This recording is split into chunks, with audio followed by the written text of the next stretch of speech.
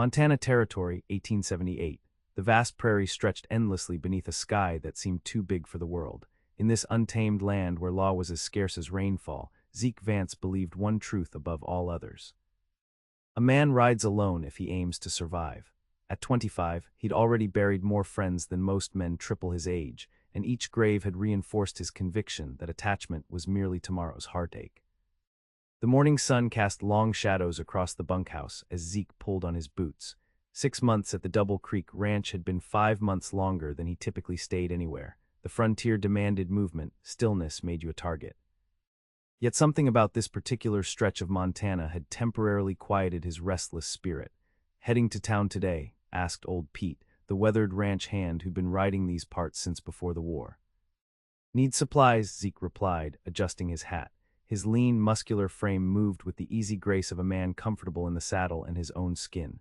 Despite the harshness of ranch life, his face remained youthful, though his blue eyes carried the weight of hard years.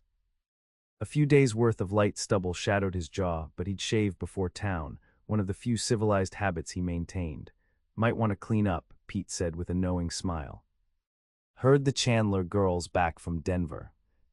Zeke offered no response beyond a noncommittal grunt. He'd seen plenty of pretty faces come and go. They meant nothing to a man committed to the solitary path. 2 hours later, astride his dun gelding, Zeke crested the ridge overlooking Timber Creek. The settlement barely deserved the title of town, a single dirt street lined with false-fronted buildings, a church whose steeple listed slightly eastward, and the promise of whiskey at the Frontier Saloon. It was enough. His first stop was Wilcox Mercantile, where he methodically collected flour, coffee, ammunition, and the other necessities that sustained life on the range. Mr. Wilcox chatted as he tallied the purchases. "You heard Judge Chandler's daughter returned, quite the accomplished young lady now, teaching at the schoolhouse starting next Monday." "That's so," Zeke said flatly, counting coins onto the counter. The bell above the door chimed, and something in the quality of the sudden silence made Zeke turn. She stood in a shaft of sunlight, her honey-blonde hair tucked beneath a modest bonnet, though errant curls had escaped to frame a face that seemed to catch all the light in the dim store. Her blue calico dress was more refined than the Frontier typically saw, with delicate embroidery at the collar, evidence of her time in civilization. "Miss Chandler," Mr. Wilcox greeted her warmly. "We were just speaking of you." "All good things, I hope," she replied, her voice carrying the gentle refinement of Eastern schooling, yet without pretension. "Mr. Wilcox, I've come for those primers you ordered. The children arrive Monday, and I'd like to be prepared." Zeke remained still, suddenly aware of his dusty clothes and trail-worn appearance. "Of course, Miss Chandler. Mr. Vance, have you met Judge Chandler's daughter?" "Juliana, this is Zeke Vance, foreman at Double Creek." Her eyes met his clear hazel that reminded him of sun-dappled creek beds, and Zeke felt an unfamiliar tightness in his chest.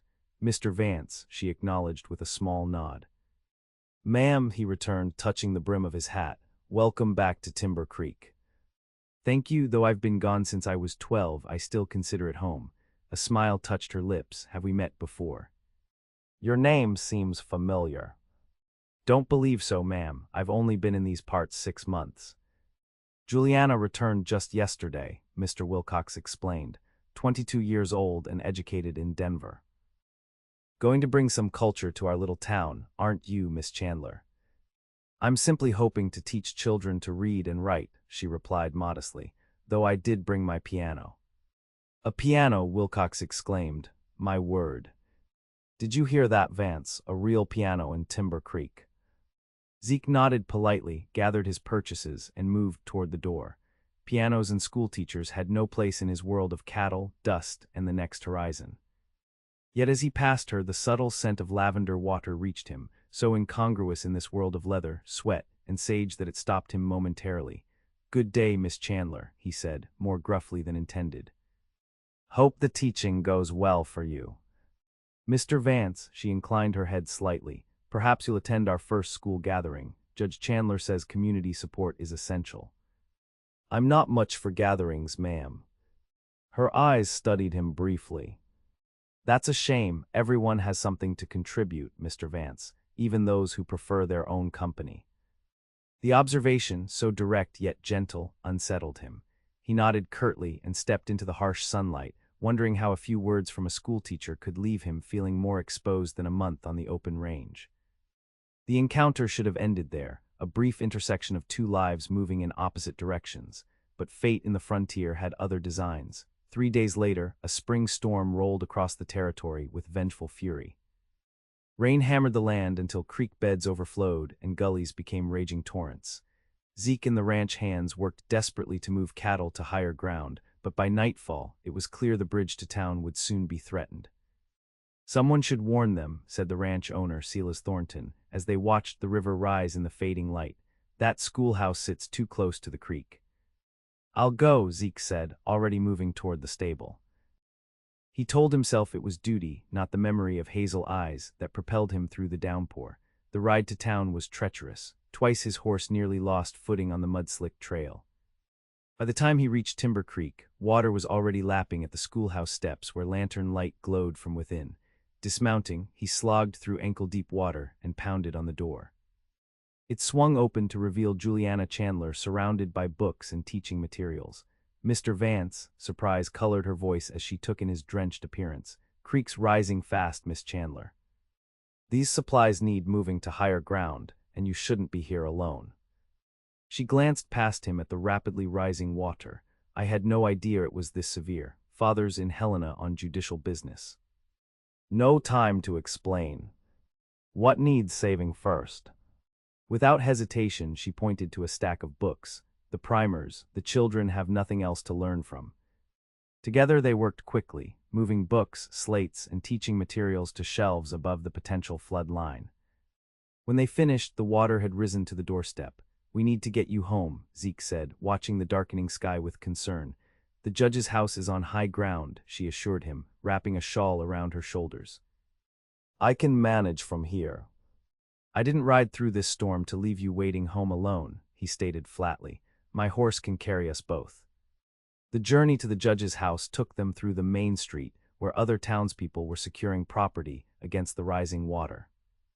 At the elegant 2-story house on the hill, Juliana invited him inside. "You're soaked through. At least dry yourself by the fire before returning." Common sense told him to decline, but the chill had settled deep in his bones. Inside, the house reflected the judge's status: polished furniture, framed paintings, and shelves lined with leather-bound books. A small piano stood in the corner, physical evidence of civilization's tenuous foothold in this wild country. Juliana disappeared briefly, returning with a towel and her father's coat. "Your jacket's drenched. Please use these while I make coffee." Reluctantly, Zeke removed his sodden coat and hat, acutely aware of how out of place he looked in this refined setting. He stood awkwardly by the fire, unwilling to soil the upholstered chairs with his muddy clothes. When she returned with 2 steaming cups, she smiled at his discomfort. "Please sit. Furniture can be cleaned. Pneumonia is harder to remedy." "Thank you, ma'am, but I should get back to the ranch." "In this weather, that would be foolhardy, Mr. Vance, and you don't strike me as a foolish man." She set the cups down. "The storm's worsening. You should wait until it passes." As if confirming her words, thunder crashed overhead, and the rain intensified. "I suppose you're right," he conceded, perching cautiously on a chair's edge. "You saved the school materials," she said, taking a seat across from him. "That was kind of you." "Just doing what needed doing," he replied with a shrug. And yet not everyone would have ridden out in such weather. Her gaze was direct, assessing. "Judge Chandler says you keep to yourself, that you're efficient but solitary." Zeke shifted uncomfortably.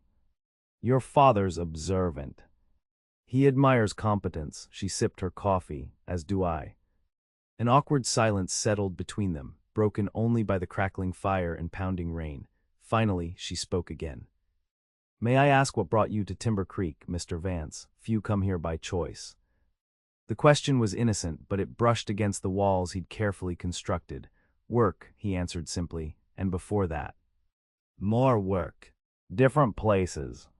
A smile touched her lips. "You're not one for conversation, are you?" "Not much point to it usually," he admitted. "I disagree. Words build bridges between people." "Some prefer no bridges, Miss Chandler." Her expression grew thoughtful. "That sounds rather lonely." The simple observation struck closer than he liked. Lonely is safer than sorry out here. Is that what you believe? That connection inevitably leads to sorrow. Zeke stared into his coffee, uncomfortable with her perception. I believe the frontier has its own rules. Men who forget that don't last long. And women, she challenged gently, especially women. This land is hardest on them.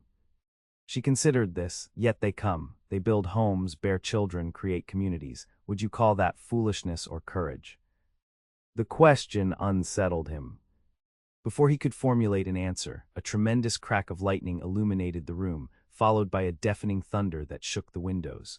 The storm's directly overhead now, she observed, rising to add wood to the fire. You'll have to stay until it passes. I can make up the guest room. That's not necessary. Mr. Vance, she interrupted firmly, even the most self-sufficient man occasionally needs shelter. Consider it repayment for your warning about the flood. There was no arguing with her logic or the worsening storm. Zeke nodded reluctantly. Through the evening, an unexpected ease developed between them. Juliana spoke of her years at the ladies' seminary in Denver, her passion for education, and her decision to return to Montana despite offers to teach in more civilized locales. Why come back? Zeke asked. Not much here compared to Denver. This is home, she said simply, and these children deserve the same opportunities as any others. Besides, she added with a small smile, the frontier shapes character in ways Eastern comforts cannot.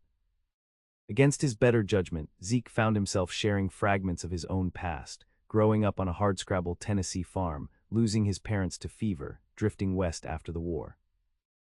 He carefully avoided the darker chapters, the ones that had taught him the cost of attachment. You've seen much for someone so young, she observed. Enough to know what matters, he replied, staying alive, moving forward. Is that all that matters? Survival. The question hung between them, challenging the foundation of his beliefs. Before he could answer, exhaustion overtook him, the day's exertions finally claiming their due. Juliana showed him to the guest room, where sleep claimed him almost immediately. He departed at dawn, leaving a brief note of thanks. The encounter should have ended there, a momentary deviation from his solitary path. But as he rode back to the ranch, Zeke found himself turning to look at the judge's house on the hill, wondering what it might be like to have someone to return to. The following weeks brought unexpected changes to Zeke's routine. He found reasons to visit town more frequently. Supplies needed replenishing, messages required delivery, ranch business suddenly demanded attention. Each visit somehow included an encounter with Juliana Chandler, brief exchanges outside the schoolhouse, conversations after Sunday services, chance meetings at the mercantile. On a warm May afternoon, he arrived at the schoolhouse just as the children were being dismissed. He waited, hat in hand, until the last student departed. Mr. Vance, Juliana greeted him, surprise evident in her voice. What brings you to school? Brought these, he said, producing a small crate from behind his back. Found them while clearing the north pasture. Thought they might interest your students.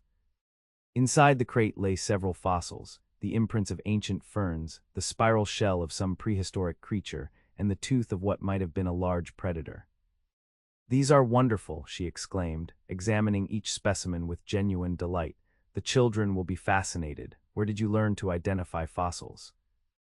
Zeke shifted, uncomfortable with her admiration. Had a sergeant during the war who collected such things, talked about them during long marches. You continue to surprise me, Mr. Vance, her smile warmed something long cold within him. Would you care to present these to the class yourself tomorrow? First-hand knowledge is the best teacher. I'm no teacher, Miss Chandler. Everyone has something to share, Mr. Vance. Even those who prefer their own company, she reminded him, echoing her words from their first meeting. To his own surprise, he agreed. The next day found him standing awkwardly before 20 curious children, explaining how water and time had turned ancient life to stone. Their eager questions gradually eased his discomfort, and when one small boy asked if he might grow up to discover fossils too, Zeke found himself encouraging the child's curiosity rather than warning of the frontier's dangers. Juliana watched from her desk, her expression a mixture of approval and something deeper that Zeke dared not name. That evening, as they walked together down the town's dusty main street, she asked, "Why did you really bring those fossils, Mr. Vance?" "I suspect it wasn't merely for the children's education." Her directness caught him off guard. "Thought they'd be useful," he said evasively, and the frequent visits to town. Are those equally practical? Zeke stopped walking, forced to confront what he'd been avoiding. Miss Chandler, Juliana, I'm not a man for fancy words or courtship. I've lived by one rule: keep moving, stay detached. It's kept me alive. And yet here you are, she observed quietly, quite thoroughly attached, I would say. The truth of her words resonated within him. I've no right to be. A schoolteacher with your background deserves better prospects than a ranch hand with nothing to his name but a horse and saddle. Perhaps I should decide what I deserve, she replied, her gaze steady. Unless your concern is merely an excuse to maintain your solitude. The challenge in her words couldn't be ignored. For the first time in years, Zeke faced a choice more frightening than any gunfight: to risk his heart or retreat to the safety of isolation. I'm invited to dinner at the Thorntons' ranch this Sunday, she continued when he remained silent. Mrs. Thornton suggested I might bring a guest. Would you accompany me, Mr. Vance? The invitation hung between them, a bridge extended across the chasm of his fear. I'd be honored, he finally answered, his voice rough with emotion he'd long suppressed. Sunday dinner at the Thorntons became a turning point. Seeing Juliana in the context of his daily life, laughing with Mrs. Thornton, discussing cattle prices with Silas, fitting so naturally into the world he inhabited, shifted something fundamental in Zeke's perspective. For the first time, he allowed himself to imagine a future that included another person. Their courtship progressed with the steady rhythm of frontier pragmatism, tempered by Juliana's Eastern refinement. They rode together on Sunday afternoons, her side-saddle posture gradually relaxing as Zeke showed her the wild beauty of the territory. He attended school functions, enduring the knowing smiles of townspeople with surprising equanimity. She visited the ranch, charming the cowhands with her genuine interest in their work. In June, Judge Chandler returned from his circuit to find his daughter's affections engaged by the quiet foreman. Their first meeting was cordial but reserved, the judge's protective instincts evident in his pointed questions about Zeke's background and intentions. My daughter could have remained in Denver society, the judge remarked one evening as they sat on his porch. She had suitors there, educated men with established positions. Yes, sir, Zeke acknowledged. I've often wondered why she chose to return. She said the East felt hollow after Montana's authenticity. The judge studied him thoughtfully. She values substance over appearance, Mr. Vance. I hope you appreciate that quality in her. More than I can express, sir. The judge nodded slowly. I've made inquiries about you, a father's prerogative. Your work ethic and integrity are well regarded. Your past, however, remains something of a mystery. Zeke tensed, knowing this moment had been inevitable. There are chapters of my life I'm not proud of, sir. Most men carry such burdens, especially those who fought in the war. I'm more interested in the man you've become than the boy you were. I appreciate that, sir. But there are things Juliana should know before things progress further between us. The judge regarded him with newfound respect. Then I suggest you tell her, son. Secrets have a way of emerging at the most inopportune moments. The opportunity came the following week during a picnic by Clearwater Creek. As they sat beneath a cottonwood tree, the summer sun dappling through leaves above them, Zeke finally spoke of what he'd kept buried. After the war I drifted with some rough men, he began, eyes fixed on the distant mountains. Was young, angry, skilled with a gun, made poor choices. Juliana listened silently as he described a brief, violent period riding with a gang that straddled the line between vigilantes and outlaws. He spoke of a ranch raid gone wrong, innocent people hurt, and his eventual flight from both the law and his former companions. I've been moving ever since, he concluded, changed my name, kept to myself. The men I rode with are mostly dead or in prison now, but my part in it remains. He finally met her eyes. I understand if this changes things between us. Her expression remained thoughtful, processing rather than judging. Why tell me this now? Because what's growing between us deserves honesty, he said simply. And because you should know the man you're walking beside. She was quiet for a long moment, the creek's gentle murmur filling the silence. The man I know rescued a school's future during a flood, teaches children about fossils, and treats every person with quiet dignity, she finally said. Whatever you did, you've clearly spent years atoning for it. Some things can't be atoned for, he replied grimly. I disagree. Her hand found his. The measure of a person isn't their worst mistake, but what they do after it. You chose a better path. Her acceptance should have brought only relief. Instead, it intensified his fear. Juliana, my past could still find me. Anyone close to me would be at risk. Is that why you've kept everyone at a distance? Fear that your past might endanger them. The insight struck home, partly, he admitted, and partly knowing that losing someone else would. Would what? She pressed gently when he faltered. Would break something in me that couldn't be fixed, he finished, the admission costing him dearly. Understanding dawned in her eyes. Oh, Zeke, you've been protecting yourself as much as others. The truth of her words couldn't be denied. For years he disguised his fear of loss as noble sacrifice, convinced that isolation was strength rather than surrender. I'm not asking for guarantees, she said softly. No one can promise tomorrow, especially on the frontier. But choosing solitude because we fear loss means the loss has already happened. Her wisdom, so simple yet profound, illuminated the prison he'd built for himself. As summer deepened into autumn, Zeke gradually allowed the walls around his heart to crumble. Their courtship blossomed under the approving eyes of Timber Creek, the once solitary cowboy becoming a familiar sight at community gatherings with the schoolteacher at his side. But the past, once disturbed, rarely remains buried. October brought cattle drives and the year's final preparations for winter. Zeke was absorbed in ranch work, often returning to the bunkhouse long after dark, exhausted but content in a way he'd never known.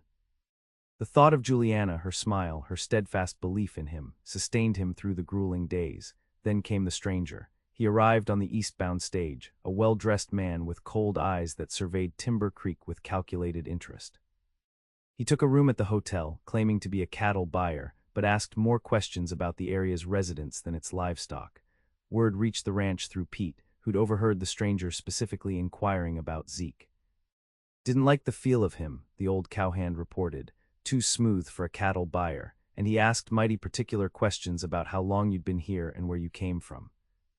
That night Zeke rode into town, keeping to the shadows as he approached the hotel. Through the saloon window, he caught glimpses of the stranger playing cards, drinking little while his companions grew increasingly intoxicated. Recognition hit him like a physical blow. Marcus Jennings, once the right-hand man to the gang leader Zeke had ridden with. Jennings had been arrested before the fatal raid, sentenced to 10 years in territorial prison. Apparently he'd served his time and was now free and hunting. Zeke returned to the ranch, mind racing. His first instinct was to gather his few possessions and ride out before dawn. The pattern was familiar: danger appears, disappear before it finds you. But the thought of leaving without warning Juliana, without saying goodbye, created a pain sharper than any fear. Before he could decide, fate intervened. The next morning, Silas Thornton summoned him to the main house. Got a telegram from the cattle broker in Billings, he said, handing Zeke a piece of paper.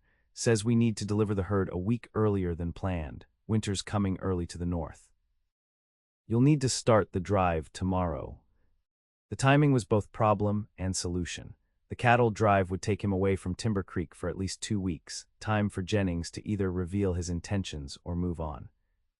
But it also meant leaving Juliana potentially unprotected if the man's grudge extended to those Zeke cared about. That afternoon, he rode to the schoolhouse, waiting until the children had departed before approaching Juliana. I need to speak with your father, he said without preamble. It's urgent. She recognized the gravity in his expression. He's hearing cases until 5. What's happened? Briefly, Zeke explained about Jennings, the cattle drive, and his fears. I'll be gone at least 2 weeks. If he's here for me, he might use that time to move on, but if he's looking for leverage. The implication was clear. Juliana paled slightly but maintained her composure. We should tell the sheriff as well. Sheriff Ford is a good man for settling disputes over stray cattle, Zeke said grimly, but he's no match for someone like Jennings. That evening, Judge Chandler listened to Zeke's account with judicial detachment, asking precise questions about Jennings' criminal history and potential motives. You believe he seeks revenge for your testimony that helped convict members of your former gang, the judge clarified. Yes, sir, or he may be working for someone who does. The judge considered this. The law can protect us to a point, but I'm not naive about frontier justice. What do you propose? I have to leave with the cattle tomorrow. While I'm gone, be vigilant. Keep Juliana close to town. If Jennings approaches either of you, make no acknowledgement that you know me beyond my work at the ranch. Juliana, who had been silent during this exchange, finally spoke, and after the cattle drive. Will you return, or is this your way of saying goodbye? The question laid bare his dilemma. The familiar path beckoned disappear, start fresh elsewhere, protect her through absence, but the months with Juliana had changed him, showing him a different kind of strength than mere survival. I'll return, he promised. But what happens next will depend on what Jennings does while I'm gone. If he follows me north, I'll handle it there, away from Timber Creek. And if he stays here, Judge Chandler asked. Zeke met the older man's gaze squarely. Then I'll face him when I return. I won't bring trouble to your door and simply ride away. Later, as he walked Juliana home through the gathering dusk, she took his arm. You're different than the man who warned me about the flood last spring. That man would already be halfway to the territory line. He couldn't deny it. That man didn't have anything worth staying for. And now, Zeke stopped, turning to face her. The setting sun painted her honey-blonde hair with golden light, her hazel eyes searching his face for reassurance he wasn't certain he could provide. Now I have everything to lose, he admitted. Which makes me both stronger and more afraid than I've ever been. Fear is natural, she said softly. Courage is choosing to act despite it. In the fading light, he kissed her for the first time, a gesture both tender and desperate, a promise and a farewell. When they parted, he pressed something into her hand, a small fossil, the imprint of a perfect fern. Keep this, he said. I'll come back for it. Dawn found Zeke leading 3,000 cattle northward, his thoughts divided between the drive's immediate demands and the danger he'd left behind. The days blurred into an endless rhythm of dust, vigilance, and physical exhaustion. At night, while the other hands played cards or shared stories around the campfire, he kept to himself, watching the stars and wondering if Juliana looked at the same constellations from Timber Creek. The drive proceeded without major incident until they were 3 days from Billings. That night, as Zeke took his turn at watch, a rider approached from the south, Pete, who should have remained with the ranch's remaining stock. Thornton sent me to find you, the old cowhand said without dismounting. There's trouble. Zeke's blood ran cold. Jennings. Pete nodded grimly, showed his true colors 2 days after you left. Started asking direct questions about you, your past connections. When nobody gave him answers, he got mean, threatened some folks. Judge Chandler ordered him to leave town, but instead, he and 2 new friends took up residence at the abandoned Mitchell cabin just outside town. Juliana, Zeke demanded. Safe, last I knew. The judge sent her to stay with Reverend Taylor and his wife, but Jennings made it clear he's waiting for you, said he has unfinished business with Zachary Valen. Zeke's original name, when he hadn't heard spoken in 5 years, confirmed his worst fears. Vance had been his mother's maiden name, adopted when he'd left his old life behind. There's more, Pete continued reluctantly. Night before I left, someone fired shots at the judge's house. Nobody hurt, but the message was clear. Decision crystallized instantly. Ride to Billings, Zeke instructed the trail boss. I'm heading back. That's 3 against 1, the man warned. Better odds than I expected, Zeke replied grimly, already saddling his horse. Tell Thornton I'll handle my business and rejoin you for the return journey. He rode through the night, pushing his horse as hard as he dared. By midday, he'd covered half the distance back to Timber Creek. As he made camp that evening, the realization struck him that for the first time in years, he was riding toward danger rather than away from it. The difference was Juliana. Not just her safety, but what she represented, the possibility of a life beyond mere survival, of connection rather than isolation. He'd told her his past could find him, could endanger anyone close to him. Now that prediction had come true, but instead of vindication, he felt only determination to prove his darkest belief wrong, to show that love need not lead inevitably to loss. He reached Timber Creek shortly after noon 2 days later, approaching cautiously from the north ridge that overlooked the settlement. The town appeared normal at first glance, people moving about their business, smoke rising from chimneys. But he noted subtle signs of tension. Men gathered in small groups outside the general store, the sheriff pacing the boardwalk with a rifle in hand, the schoolhouse door closed despite being a Monday. Avoiding the main road, Zeke made his way to the church where Pete had said Juliana was staying. The Reverend's wife answered his knock, her expression shifting from fear to relief when she recognized him. "Thank the Lord," she whispered, ushering him inside. "Juliana's been beside herself with worry."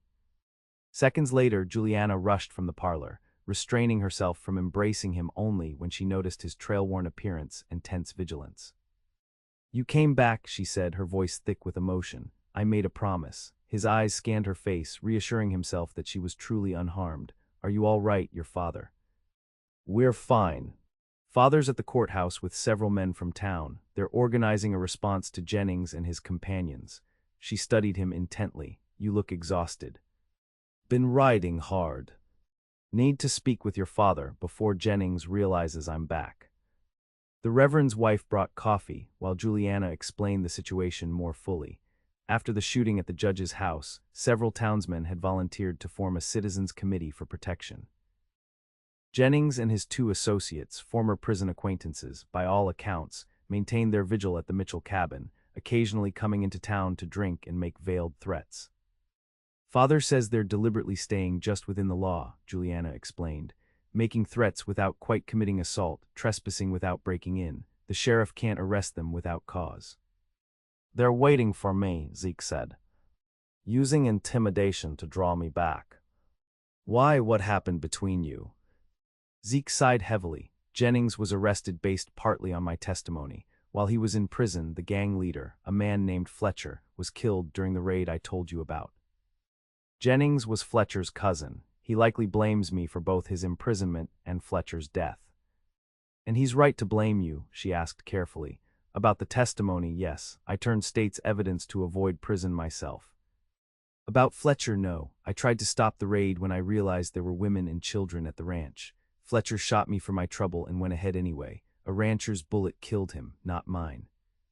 The church door opened and the Reverend entered, startled to find Zeke. "Mr. Vance, we'd heard you were with the cattle drive." "I returned early," Zeke said simply. "I need to speak with Judge Chandler." "I'll take you," the Reverend offered, "though you should know tensions in town are high. Jennings has managed to frighten a lot of good people." Zeke turned to Juliana. "Stay here, please." For once she didn't argue, merely nodding as she pressed the small fossil into his palm. "For luck," she whispered. The courthouse sat at the end of the main street, a sturdy log structure that served as both judicial chamber and town meeting hall.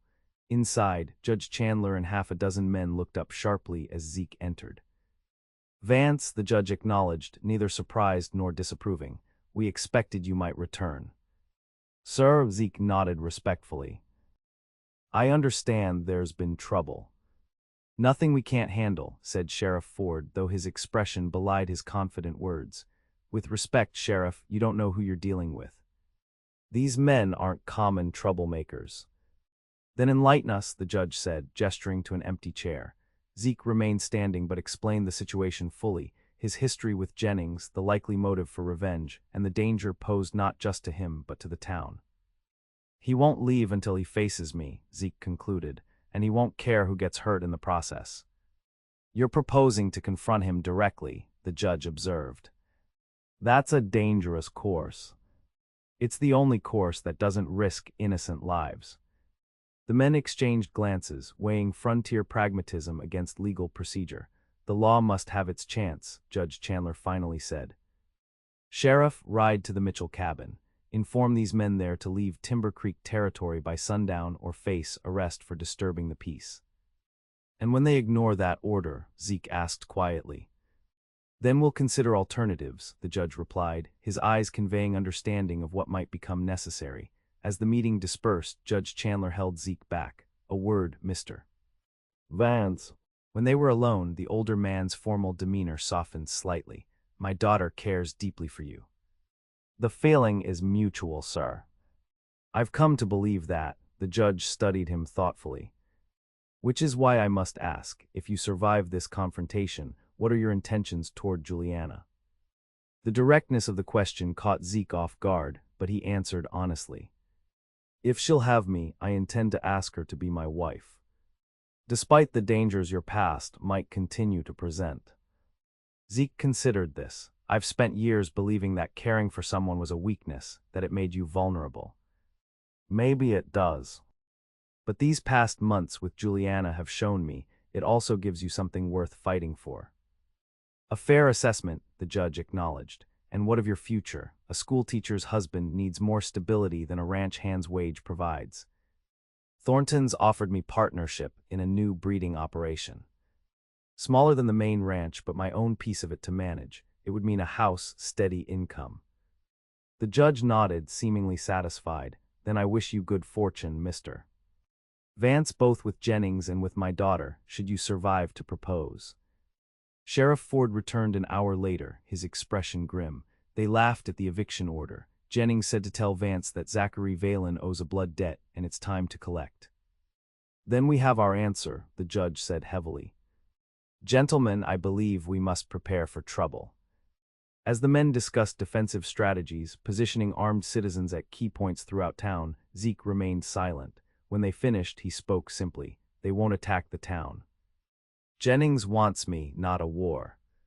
You can't mean to face him alone, the sheriff protested. It's the surest way to end this without risking others. Zeke turned to the judge. I'll ride to the Mitchell cabin at dawn.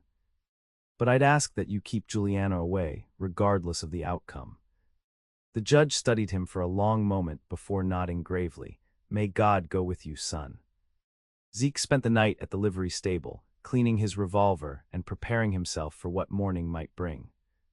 He'd faced death before, but never with so much to lose. The Zeke Vance of 6 months ago would have ridden out under cover of darkness, disappearing into the vastness of the territory rather than standing his ground. But that man was gone, transformed by Juliana's belief that connection was strength, not weakness. Near midnight, the stable door creaked open. Zeke's hand moved to his gun, relaxing only when Juliana's familiar silhouette appeared in the moonlight. You shouldn't be here, he said quietly. Nor should you be facing this alone, she countered, moving to sit beside him on a hay bale. Father told me your plan. It's the only way to end this cleanly. There's nothing clean about violence, she said sadly, but I understand why you believe this is necessary. They sat in silence for a moment, the weight of tomorrow's uncertainty between them. I have something for you, she finally said, pressing a folded paper into his hand. By the lantern's glow, he saw it was a daguerreotype, a portrait of Juliana, her serious expression softened by the hint of a smile at her lips. So you don't forget what you're fighting for, she explained. Zeke tucked it carefully into his shirt pocket next to his heart. I could never forget. Promise me one thing, she said, her voice steady despite the tears gathering in her eyes. Promise you'll do everything possible to return to me. I promise, he vowed, gathering her into his arms. They remained together until false dawn, speaking of everything and nothing, dreams of the future intermingled with memories of their brief past. When the eastern sky began to lighten, she helped him saddle his horse, then stood on tiptoe to kiss him one last time.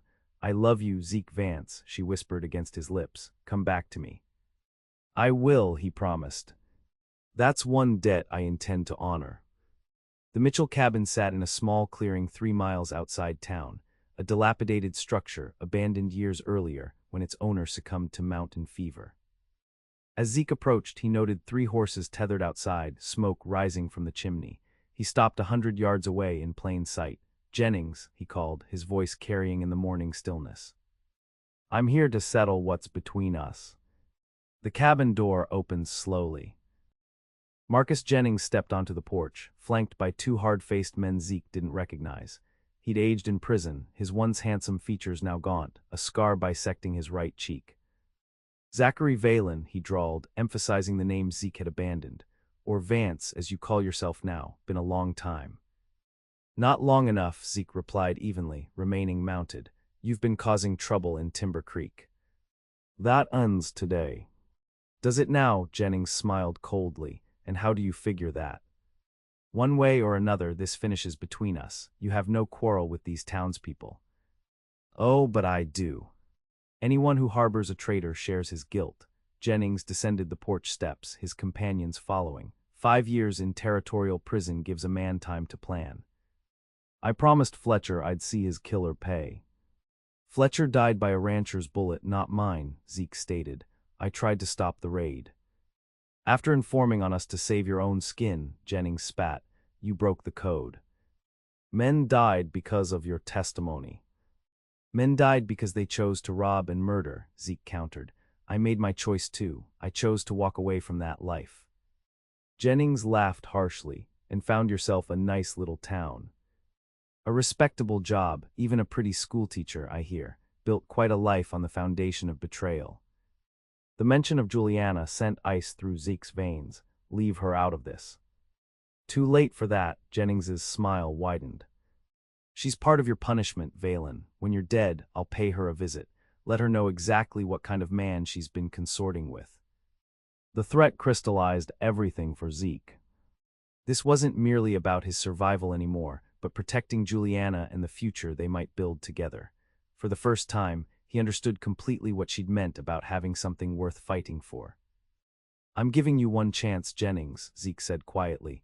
Ride out now, never return to this territory.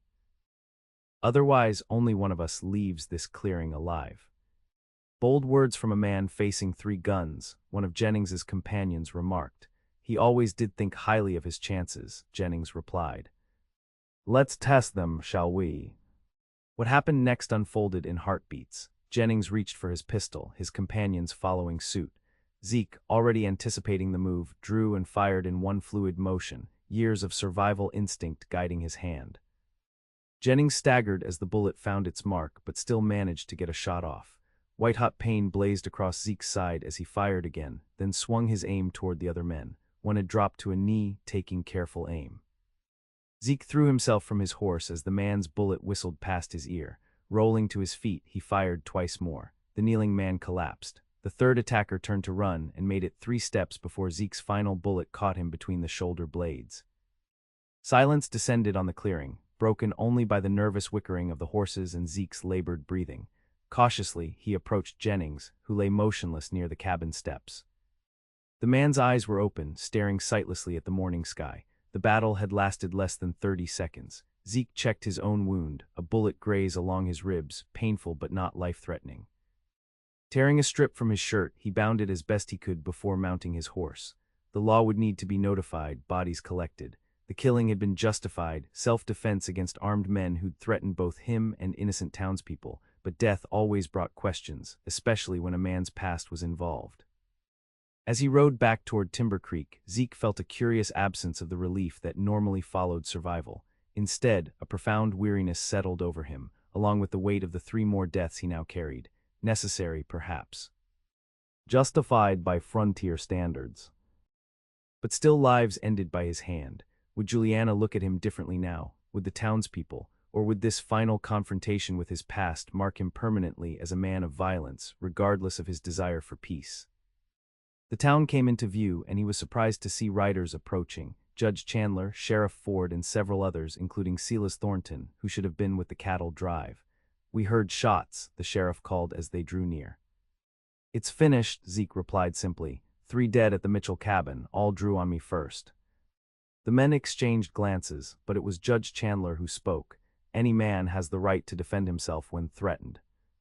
Given these men's behavior in town, I doubt any jury would question your account. Especially with witnesses, Thornton added gruffly. Zeke looked at him in confusion. Witnesses. Sent the cattle on with the others when Pete found me, the ranch owner explained. Figured you might need backup. Me and the judge were watching from the tree line, saw everything. The implication slowly registered. These men, the judge whose daughter Zeke courted, the rancher who employed him, had positioned themselves to support his version of events, regardless of what actually transpired. Their trust humbled him more than any words could express. You're bleeding, the sheriff observed, eyeing the makeshift bandage visible beneath Zeke's torn shirt. Graze, nothing serious. Nevertheless, you should see Doc Miller, Judge Chandler insisted. And then, I suspect, my daughter would appreciate confirmation of your survival. The town received news of Jennings's death with mixed reactions, relief that the threat had passed, unease at the violence that had resolved it. Doc Miller cleaned and bandaged Zeke's wound, pronouncing him lucky but advising rest. Instead, Zeke made his way directly to the church, where Juliana had been waiting with the Reverend and his wife. She flew into his arms the moment he entered, heedless of propriety or his injury. "You're alive," she breathed against his chest. "Thank God." "Promised I'd come back," he murmured into her hair. Later, after his official statement had been recorded and the bodies retrieved, Zeke and Juliana walked together to the judge's house. The events of the morning had left him drained yet strangely at peace, as though the final severance of his past had opened space for whatever future might now unfold. "What happens next?" Juliana asked as they paused on her father's porch.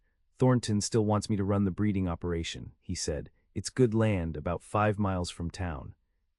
Has a small house that could be expanded." "That sounds promising," she observed, watching him carefully, "for a man settling in the area."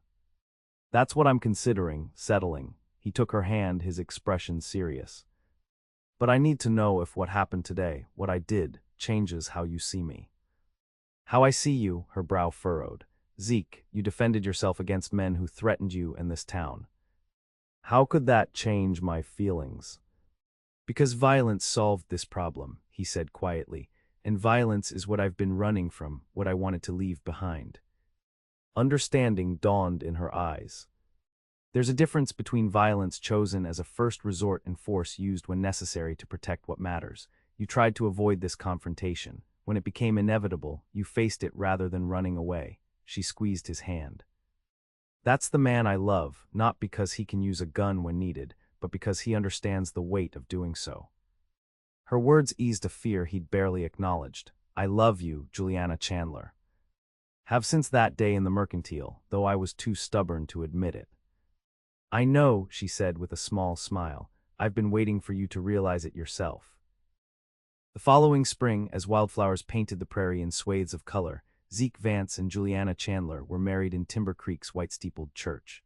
The town turned out in full celebration. The schoolteacher who'd brought education to their children, and the quiet cowboy who'd found his place among them, making a formal commitment to the connection they'd been building since that rainy night a year earlier.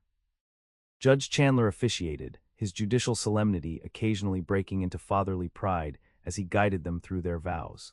Silas Thornton stood as Zeke's best man, the two having formed a partnership that promised to bring innovative breeding practices to their corner of the territory. "Never thought I'd see the day," old Pete remarked to anyone who would listen. "That boy was wound tighter than a new spring when he first came to Double Creek, wouldn't even sit at the same table for meals." Their home, a comfortable 4-room structure on the land Thornton had partnered with Zeke to develop, waited ready for the bride's touch.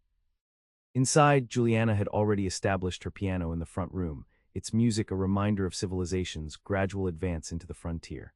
Beside it stood a glass-fronted cabinet containing an unusual collection, fossils and arrowheads, remnants of times long past that Zeke continued to gather during his rides across the territory. After the celebration, as they stood on the porch of their new home watching the last of their well-wishers depart, Juliana leaned against her husband's shoulder. "Happy?" he asked softly. "Completely," she assured him. "Though I'm still amazed at how we arrived here." "How so?" She looked up at him, her hazel eyes reflecting the sunset's glow. "When you first came to warn me about the flood, you were so determined to remain apart from everyone. If I'd told you then that within a year you'd be married, with a partnership in a ranch and roots in the community, you'd have ridden away that very night." Zeke chuckled, acknowledging the truth in her assessment. "I was convinced that surviving meant staying detached, that caring for anyone would inevitably lead to loss." "And now," she prompted. He drew her closer, his gaze taking in their home, the land that now held meaning beyond mere survival, the future they would build together. "Now I understand what you tried to tell me by the creek that day. The risk of loss is the price we pay for truly living. Avoiding connection means the loss has already happened." He kissed her gently. "You showed me there was more to see than just danger and survival." The cowboy saw more than he expected, she murmured against his lips, "and found more than he ever dreamed possible," he completed, leading his bride across the threshold of their home and into the life they would create together on the frontier that had once seemed too harsh for love to take root.